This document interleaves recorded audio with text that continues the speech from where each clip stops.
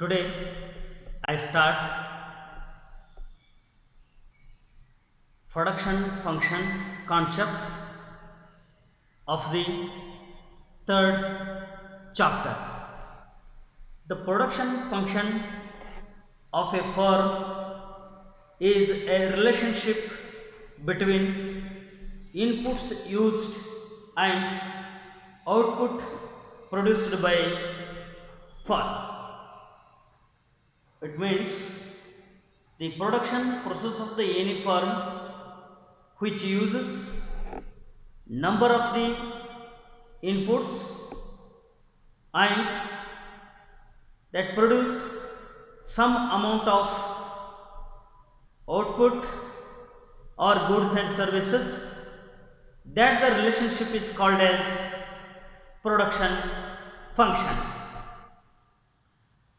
If we consider the farmer, we assume that the farmer has only two inputs to produce wheat. They are land and labor.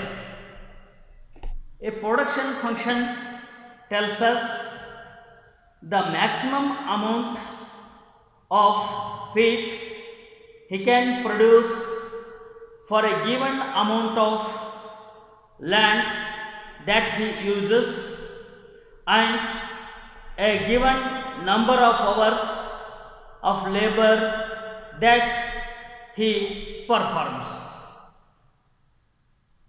Therefore, in a production of any goods and services, there the factors of productions will use, so that the relationship is considered as a production function.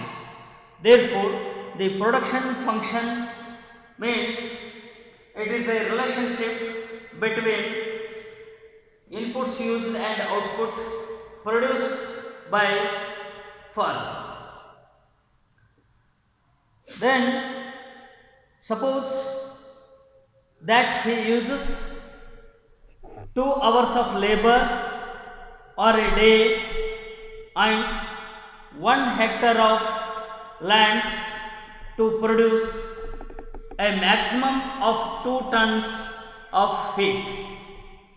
Then a function that describes this relation is called production function. We explain this through the following example, that is Q is equal to K into L.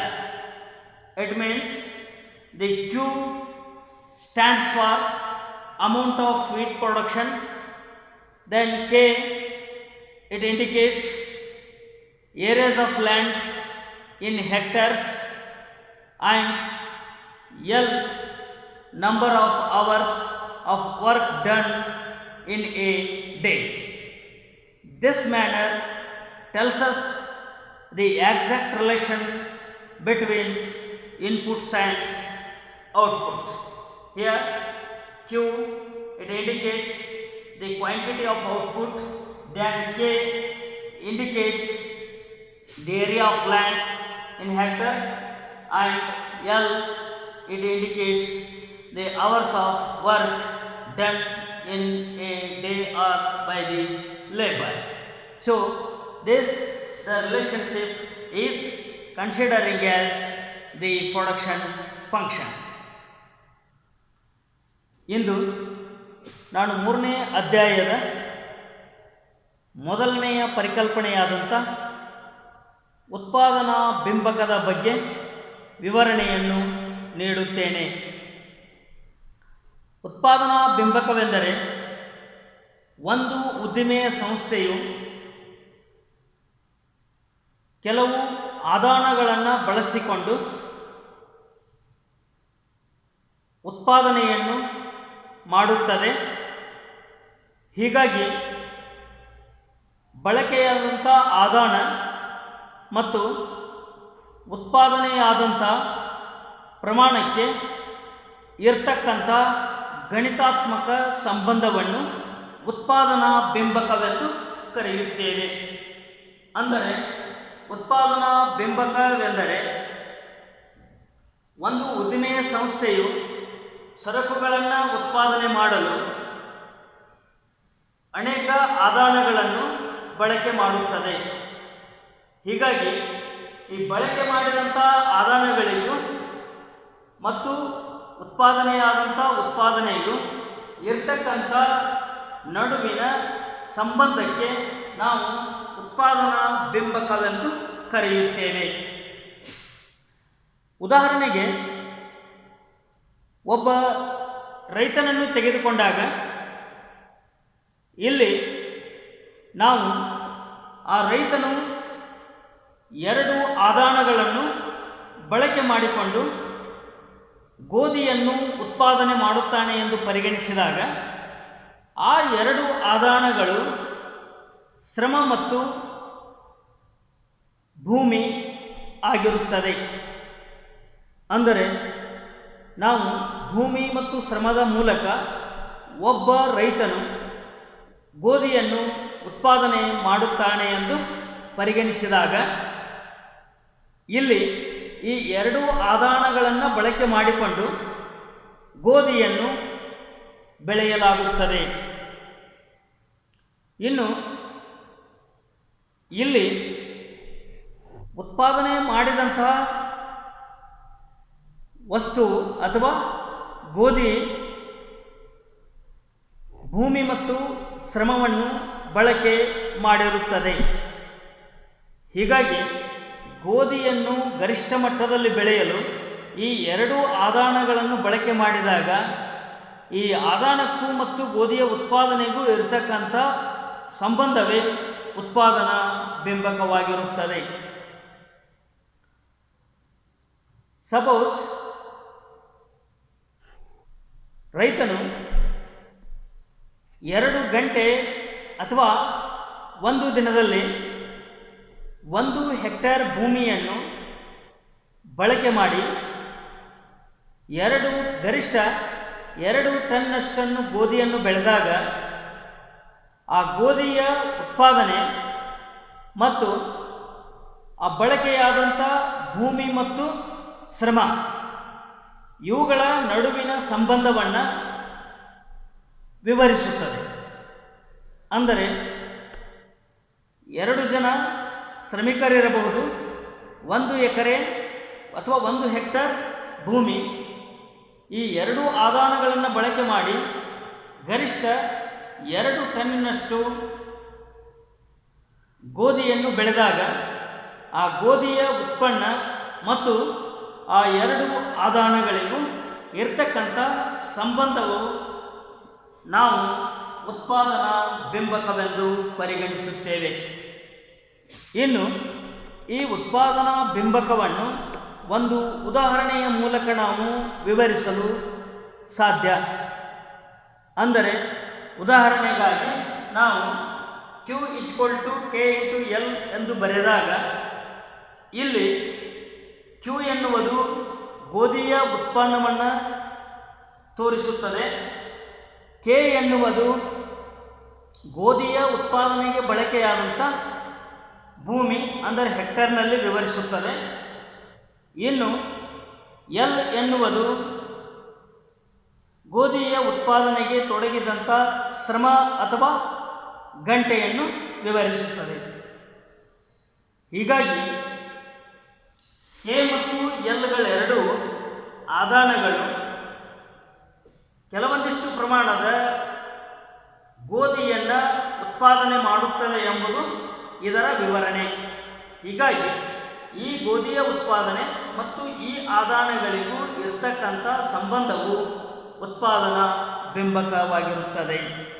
ಹೀಗೆ ಆದಾನಗಳಿಗೂ ಮತ್ತು ವಸ್ತುವಿನ ಉತ್ಪನ್ನಕ್ಕೂ ಇರುವ ಸಂಬಂಧವೇ ಉತ್ಪಾದನಾ ಬಿಂಬಕ. If either K or L increase, Q will also increase. It means When we increases the inputs, automatically the quantity of output also increases. Then by definition we are taking the maximum output for any level of inputs. A production function deals only with the efficient use of inputs. Efficiency implies that it is not possible to get any more output from the same level of inputs. Therefore, a production function is defined for a given technology. The technological knowledge that determines the maximum level of output that can be produced using different combination of inputs. ಇಲ್ಲಿ ನಾವು ಉತ್ಪಾದನಾ ಅಥವಾ ಉತ್ಪಾದನಾಂಗಗಳು ಅಥವಾ ಆದಾನಗಳೆಂದು ಪರಿಗಣಿಸಿದಂಥ K ಮತ್ತು L ಯಾವುದನ್ನೇ ನಾವು ಒಂದು ಆದಾನವನ್ನು ಹೆಚ್ಚು ಮಾಡಿದಾಗ ಆ ಉತ್ಪಾದನೆಯ ಪ್ರಮಾಣವೂ ಕೂಡ ಹೆಚ್ಚಾಗುತ್ತಾ ಹೋಗುತ್ತದೆ. ಅಂದರೆ ನಾವು ಉತ್ಪಾದನಾಂಗಗಳನ್ನು ಅಥವಾ ಆದಾನಗಳನ್ನು ಹೆಚ್ಚಿಸುತ್ತಾ ಹೋದಂತೆ ಒಂದು ವಸ್ತುವಿನ ಉತ್ಪನ್ನದ ಪ್ರಮಾಣವೂ ಕೂಡ ಹೆಚ್ಚಾಗುತ್ತಾ ಹೋಗುತ್ತದೆ. ಇನ್ನು ಉತ್ಪಾದನಾ ಬಿಂಬಕವು ಮುಖ್ಯವಾಗಿ ಆದಾನಗಳ ಬಳಕೆಯ ಸಾಮರ್ಥ್ಯಕ್ಕೆ ಸಂಬಂಧಿಸಿದಂತೆ ವಿವರಿಸಲಾಗುತ್ತದೆ. ಅಂದರೆ ನಾವು ಬಳಕೆ ಮಾಡಿದಂಥ ಉತ್ಪಾದನಾಂಗಗಳು ಅಥವಾ ಆದಾನಗಳಿಂದ ಗರಿಷ್ಠ ಮಟ್ಟದಲ್ಲಿ ಉತ್ಪನ್ನವನ್ನು ಪಡೆಯುವುದಕ್ಕೆ ನಾವು ಸಾಮರ್ಥ್ಯ ಎಂದು ಕರೆಯುತ್ತೇವೆ. ಅಂದರೆ ಉತ್ಪಾದನಾ ಸಾಮರ್ಥ್ಯ ಎನ್ನುವುದು ಉತ್ಪಾದನಾಂಗಗಳ ಗರಿಷ್ಠ ಉತ್ಪನ್ನದ ಮಟ್ಟವಾಗಿರುತ್ತದೆ. ಅಂದರೆ ಆ ಗರಿಷ್ಠ ಮಟ್ಟಕ್ಕಿಂತಲೂ ಇನ್ನೂ ಹೆಚ್ಚು ಉತ್ಪಾದಿಸಲು ಸಾಧ್ಯವಿಲ್ಲ ಎನ್ನುವಂತಹ ಸ್ಥಿತಿಯು ಸಮರ್ಥ ಬಳಕೆಯಾಗಿರುತ್ತದೆ ಅಥವಾ ಆದಾನಗಳ ಸಾಮರ್ಥ್ಯವೆಂದು ಪರಿಗಣಿಸಲಾಗುತ್ತದೆ. ಇನ್ನು ಉತ್ಪಾದನಾ ಬಿಂಬಕ ಎನ್ನುವಂಥದ್ದು ತಂತ್ರಜ್ಞಾನಕ್ಕೆ ಅನ್ವಯಿಕವಾಗುತ್ತದೆ. ಅಂದರೆ ಉತ್ಪಾದನಾಂಗಗಳ ಸಮರ್ಥ ಬಳಕೆಯು ತಂತ್ರಜ್ಞಾನದ ಮೂಲಕ ನಿರ್ಧರಿಸಲ್ಪಡುತ್ತದೆ. ಅಂದರೆ ವಿವಿಧ ಸಂಯೋಜನೆಯ ಉತ್ಪಾದನಾಂಗಗಳನ್ನು ಅಥವಾ ಆದಾನಗಳನ್ನು ಬಳಕೆ ಮಾಡಲು ನಾವು ತಂತ್ರಜ್ಞಾನದ ಮೇಲೆ ಅವಲಂಬಿಸಿರುತ್ತೇವೆ. ಹೀಗಾಗಿ ತಂತ್ರಜ್ಞಾನವನ್ನು ಬಳಕೆ ಮಾಡಿಕೊಂಡು ಆದಾನಗಳಿಂದ ಗರಿಷ್ಠ ಮಟ್ಟದ ಉತ್ಪನ್ನವನ್ನು ಪಡೆದುಕೊಂಡಾಗ ಮಾತ್ರ ಒಂದು ಉದ್ದಿಮೆಯ ಸಂಸ್ಥೆಯು ಅತ್ಯಂತ ಗರಿಷ್ಠ ಲಾಭವನ್ನು ಪಡೆದುಕೊಳ್ಳತಕ್ಕಂಥ ಉದ್ದಿಮೆಯ ಸಂಸ್ಥೆ ಆಗಲ್ಪಟ್ಟಿರುತ್ತದೆ. ಹೀಗಾಗಿ ಆದಾನಗಳು ಮತ್ತು ಆದಾನಗಳ ಬಳಕೆ ಹಾಗೂ ತಂತ್ರಜ್ಞಾನ ಈ ಎಲ್ಲ ಅಂಶಗಳು ಉತ್ಪಾದನಾ ಪ್ರಮಾಣವನ್ನು ನಿರ್ಧರಿಸತಕ್ಕಂಥ ಅಂಶಗಳಾಗಿರುತ್ತವೆ. The inputs that a firm uses in the production process are called factors of production. It means in the production process, number of the inputs which used by the firm, that the inputs are considering as a factors of production. In order to produce output, a firm may requires any number of different inputs. Here we consider a firm that produces output using only two factors of production, that is labor and capital. ಇನ್ನು ಉತ್ಪಾದನಾ ಬಿಂಬಕದಲ್ಲಿ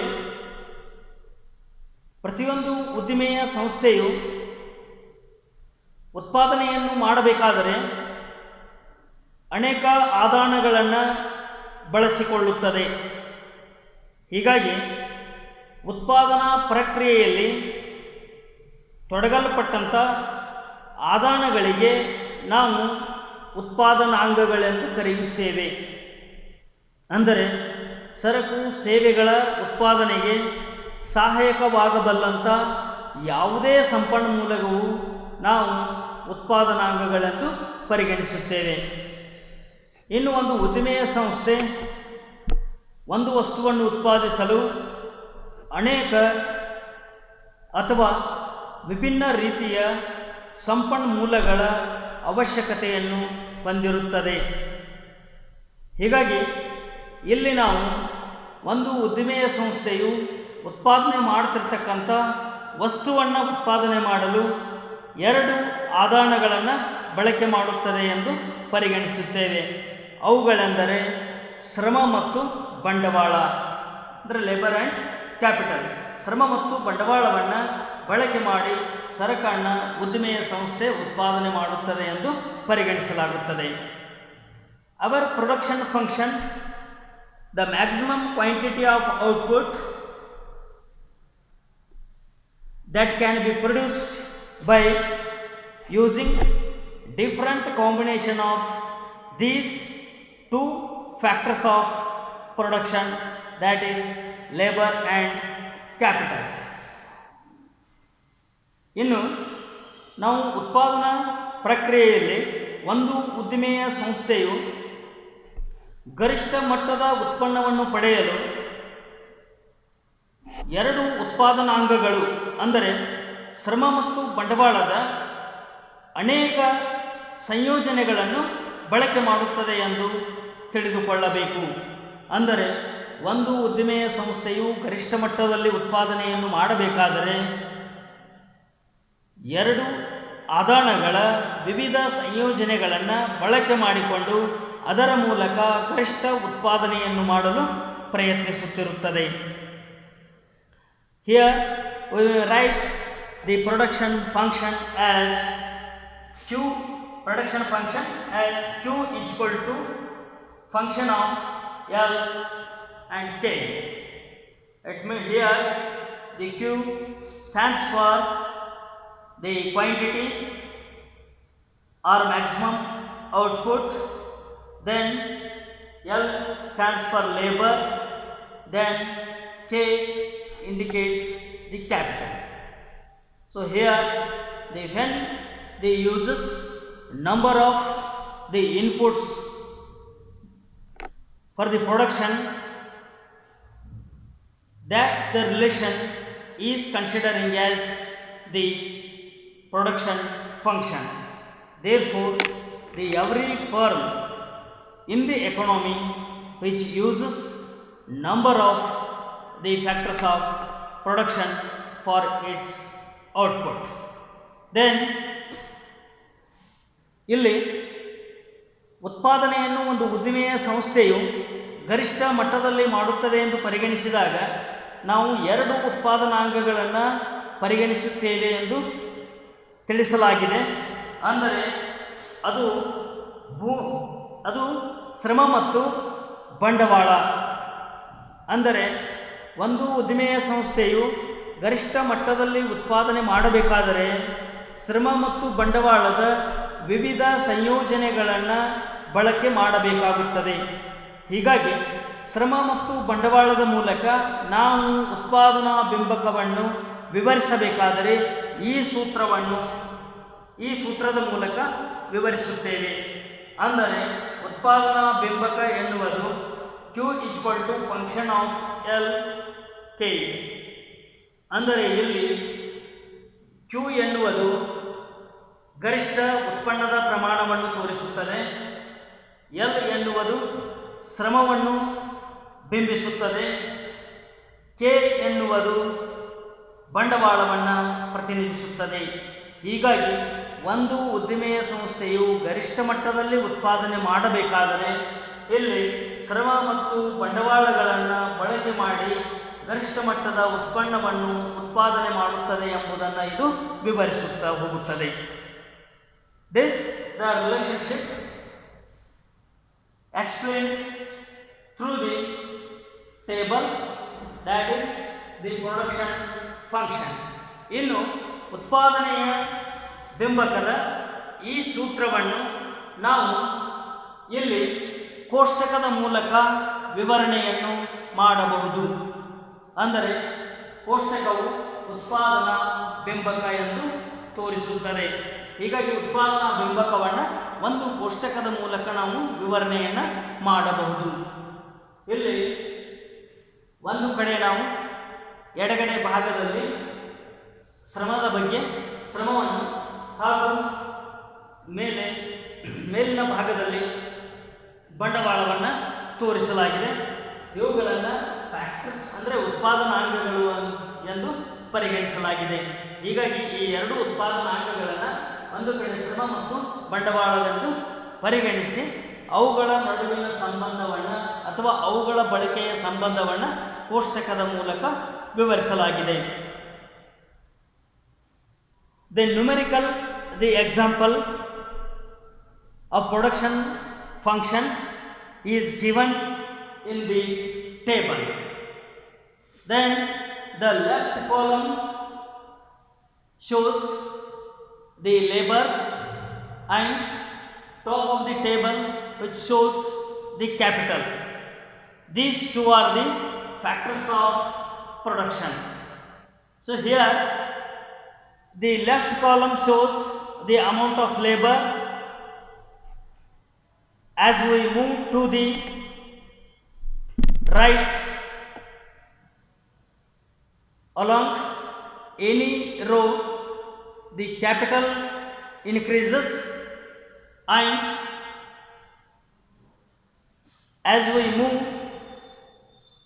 down along any column, labor increases.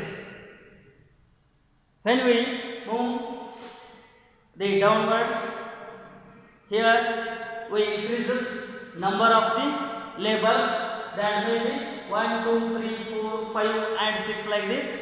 And if we move along with the right side, the columns, here 1, 2, 3, 4, 5 and 6. The 6th unit, the capital is there. Therefore, when we move the right side, the capital increases. When we move the down, here the increases the number of the labors or the hours.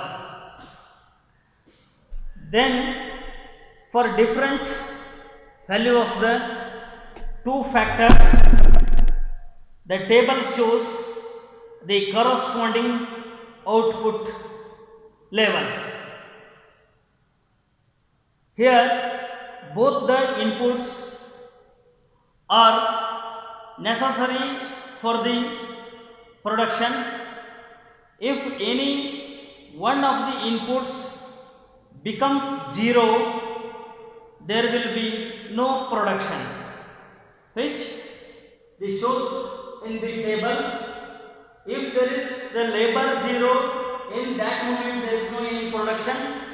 Then if capital is zero, in that moment there is no any the output or the production.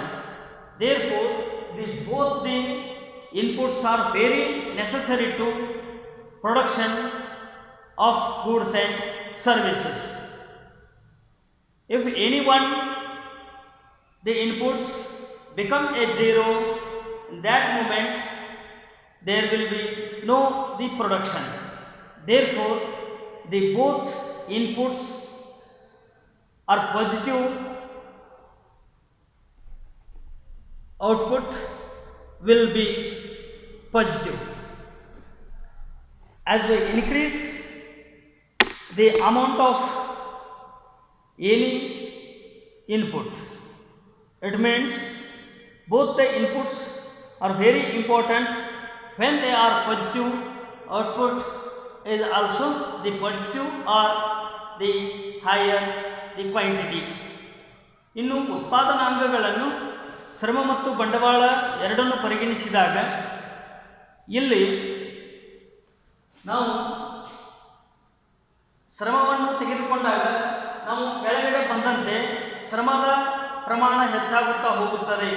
ಅಂದರೆ 1 2 3 4 5 6 ಘಟಕಗಳಲ್ಲಿ ಹೆಚ್ಚಾಗುತ್ತಾ ಹೋಗುತ್ತದೆ. ಒಂದು ವೇಳೆ ನಾವು ಬಂಡವಾಳವನ್ನು ಈ ಕಡೆ ಬಲಗಡೆ ಭಾಗಕ್ಕೆ ನಾವು ಹೋದಾಗ ಈ ಬಲಗಡೆಯಲ್ಲಿ ಬಂಡವಾಳದ ಘಟಕಗಳ ಸಂಖ್ಯೆ 1 2 3 4 5 6 ಎಂದು ಹೆಚ್ಚಾಗುತ್ತಾ ಹೋಗುತ್ತದೆ. ಅಂದರೆ ಕೋಷ್ಟಕದಲ್ಲಿ ಬಲಭಾಗಕ್ಕೆ ಹೋದಂತೆ ಬಂಡವಾಳದ ಪ್ರಮಾಣವು ಹೆಚ್ಚಾಗುತ್ತದೆ. ಇನ್ನು ಕೆಳಗಡೆ ಕೋಷ್ಟಕದಲ್ಲಿ ಕೆಳಗಡೆಯ ಭಾಗಕ್ಕೆ ಬಂದಂತೆ ಶ್ರಮದ ಪ್ರಮಾಣವು ಹೆಚ್ಚಾಗುತ್ತಾ ಹೋಗುತ್ತದೆ. ಆದರೆ ಇಲ್ಲಿ ಯಾವುದೋ ಒಂದು ಉತ್ಪಾದನಾಂಗ ಶೂನ್ಯವಾಗಿದ್ದರೆ ಉತ್ಪಾದನೆಯೂ ಕೂಡ ಶೂನ್ಯವಾಗಿರುತ್ತದೆ. ಅಂದರೆ ಶ್ರಮವು ಶೂನ್ಯವಾಗಿದ್ದಾಗ ಈ ಕಡೆ ಉತ್ಪಾದನಾ ಮಟ್ಟವು ಎಲ್ಲವೂ ಶೂನ್ಯವಾಗಿರುತ್ತದೆ. ಒಂದು ವೇಳೆ ಬಂಡವಾಳವು ಶೂನ್ಯವೆಂದು ಪರಿಗಣಿಸಿದಾಗ ಉತ್ಪನ್ನವು ಶೂನ್ಯವಾಗಿರುತ್ತದೆ. ಅಂದರೆ ಎರಡೂ ಉತ್ಪಾದನಾಂಗಗಳು ಅತ್ಯಂತ ಅವಶ್ಯಕವಾಗಿದ್ದು ಯಾವುದೋ ಒಂದು ಉತ್ಪಾದನಾಂಗ ಶೂನ್ಯವಾದರೆ ಉತ್ಪನ್ನವು ಕೂಡ ಶೂನ್ಯವಾಗಿರುತ್ತದೆ ಎಂಬುದನ್ನು ಇದು ತೋರಿಸುತ್ತದೆ. ಇನ್ನು ವಿಭಿನ್ನ ಮೌಲ್ಯದ ಉತ್ಪಾದನಾಂಗಗಳಿದ್ದಾಗ ಉತ್ಪನ್ನದ ಮಟ್ಟವೂ ಕೂಡ ವಿಭಿನ್ನವಾಗಿರುತ್ತದೆ ಎಂಬುದನ್ನು ಇದು ವಿವರಿಸುತ್ತದೆ. Then I will continue the isochant concept in my next class. ನಾನು ಇನ್ನು ಸಮ ಉತ್ಪನ್ನ ರೇಖೆಯ ಬಗ್ಗೆ ಮುಂದಿನ ವರ್ಗದಲ್ಲಿ ತೆಗೆದುಕೊಳ್ಳುತ್ತೇನೆ.